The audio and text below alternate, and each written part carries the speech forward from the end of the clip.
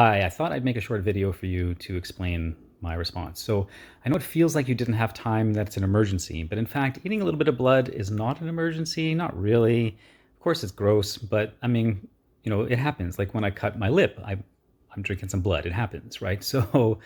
But the thing is, when you approach them without that moment of connection, that moment of empathy, that moment of tuning into their emotional situation, then you get a fight. And that fight is going to happen every single time, predictably. And then it's only going to grow as they get older. And then you have a 5-year-old that resists everything, and you have a 10-year-old that rolls their eyes, and you have a 14-year-old sneaking out, and you have a 16-year-old that won't even talk to you. And this is predictable. It happens all the time.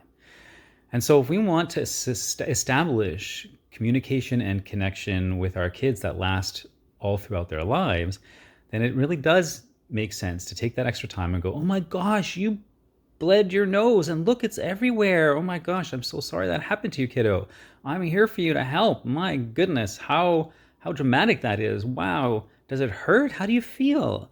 And then, like as soon as you start approaching them that way, the kids completely change how they react. They completely change how they see us. The reason your kid resists cleaning up blood from their nose is not because they don't want that.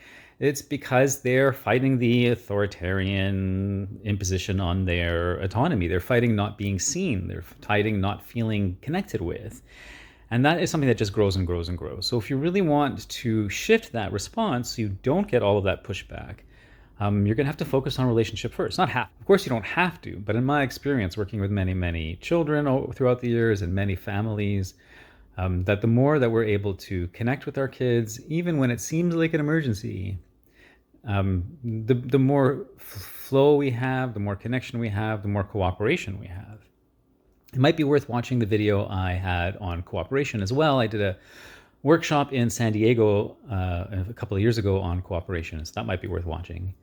And so I know it's hard to shift gears, and we think that we can't do it, but really, in the long run, it makes such a difference. It makes our lives so much easier.